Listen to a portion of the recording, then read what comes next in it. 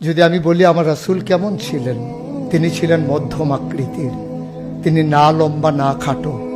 তিনি কখনো বা যখন হাজারো মানুষের সামনে দাঁড়াতেন, বিদায় হজের সময়ে 1,40,000 সাহাবা যখন ময়দানে, তিনি যখন আস্তে করে উঠে দাঁড়ালেন, ওনার চাইতে অনেক লম্বা লম্বা মানুষ থাকার পরেও অবাক বিস্ময়ে সবাই তাকিয়ে দেখলো, সবার উপর দিয়ে যে মানুষটির মাথা মুবারক দেখা যায়, তিনি নবী মুহাম্মদুর রাসূলুল্লাহ সাল্লাল্লাহু আলাইহি ওয়াসাল্লাম।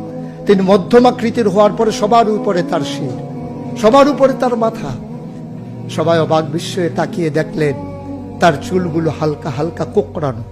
তিনি কখনো বা যখন চুলের ভিতরে তৈল দিয়ে আছড়াতেন, অবাক বিস্ময়ে মানুষ তাকিয়ে দেখতেন, মনে হতো চুলের মাঝে যেন মৃদুমন্দ ঢেউ দেখা যায়।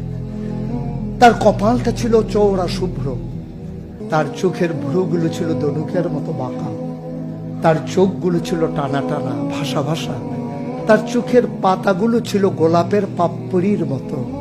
তিনি কখনো বা যখন চোখের পলক ফেলতেন, অবাক বিস্ময়ে মানুষ তাকিয়ে দেখতেন, মনে হতো মৃদুমন্দ বাতাসে গোলাপ পাপড়ি দোল খাচ্ছে। তার চোখের সাদা অংশ ছিল রক্তিমাভ সাদা, কালো অংশ ছিল তার কৃষ্ণ কালো।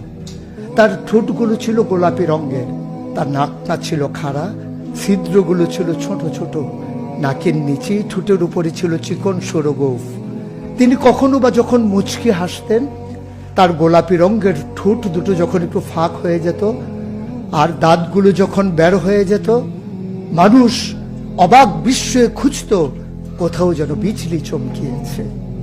তিনি যখন প্রচন্ড গরমের মাঝে ঘেমে সিক্ত হতেন, কপালে তার মুক্তার দানার মতো ঘাম জমে যেত। তিনি যখন দৌড়ে দৌড়ে তার বিবিদের ঘরে যেতেন, আমাদের মায়েদের ঘরে, আল্লাহ রাসূল সাল্লাল্লাহু আলাইহি সাল্লাম ঘরে ঢোকার পরে মায়েরা দেখতেন কপালের মাঝে মুক্তার দানার মতো বিন্দু বিন্দু ঘাম জমে আছে। মায়েরা বলতেন, গুস্তাখি মাফ কর দিজিয়ে, বেয়াদবি মাফ করবেন, আপনি চুপটি করে একটু বসুন। নবীকে বসিয়ে ওরা ছোট্ট শিশু খুঁজে বের করতেন, অতি যত্নে পরম আদরে তার কপালের ঘামগুলো তারা শিশির ভিতরে ভরে মুখ বন্ধ করে রেখে দিতেন।